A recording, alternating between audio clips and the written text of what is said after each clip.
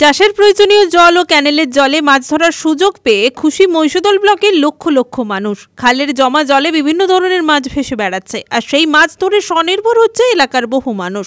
মহিষাদলের Hijli tidal ক্যানেলে সকাল বিকাল বহু মানুষের দেখা মিলছে মাছ ধরার জন্য। উল্লেখ্য, হিজলি টাইডাল ক্যানেলের অনেক ইতিহাস রয়েছে। বিশ্বকবি রবীন্দ্রনাথ ঠাকুর জমিদারি সংক্রান্ত তদারকির কাজেই ওড়িশায় যাত্রাকালে পূর্ব মেদিনীপুরের হিজলি টাইডাল ক্যানেল হয়ে ঐতিহাসিক জলপথে প্রবেশ করেন। ইংরেজি 1897 খ্রিস্টাব্দের 21 অক্টোবর। কেওখালী থেকে তাজপুর পর্যন্ত প্রায় 15 কিলোমিটার দীর্ঘ ক্যানেলটি সংস্কারের অভাবে খানাখন্দে ভরে গিয়েছিল। বর্তমানে সরকারের আমলে খালটি সংস্কার করা হয়। সংস্কারের উদ্দেশ্য ছিল কৃষকরা চাষের জন্য জল পাবেন এবং ক্যানেলের দুধারে বসবাসকারী পরিবারগুলি ক্যানেলের পাড়ে ফল ফুল সবজি চাষ যেমন করতে পারবেন, তেমনি সারা বছর খালে জাল ফেলে মাছ ধরে স্বনির্ভর হতে পারবে। হলদিয়া উন্নয়ন পর্ষদের পক্ষ থেকে সুন্দরভাবে খালটি সংস্কার করা হয়। রূপনারায়ণ নদের জল তার আপন গতিতে বয়ে চলেছে। এলাকার মানুষজন সারা বছর কম বেশি জাল ফেলে মাছ ধরে সেখানে। নদের পাশাপাশি খালে সকাল বিকেল স্থানীয় মানুষরা জাল নিয়ে বেরিয়ে পড়ে মাছের সন্ধানে।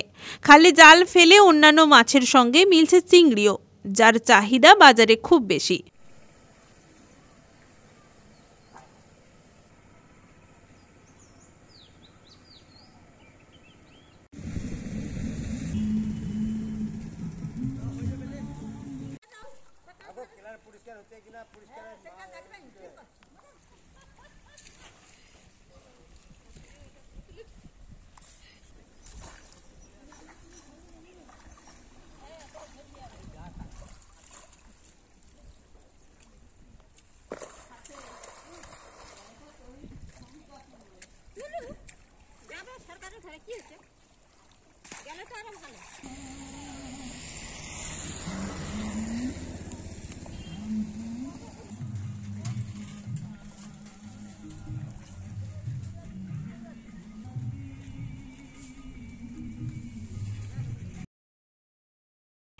ব্যুরো রিপোর্ট, খবর BCBS।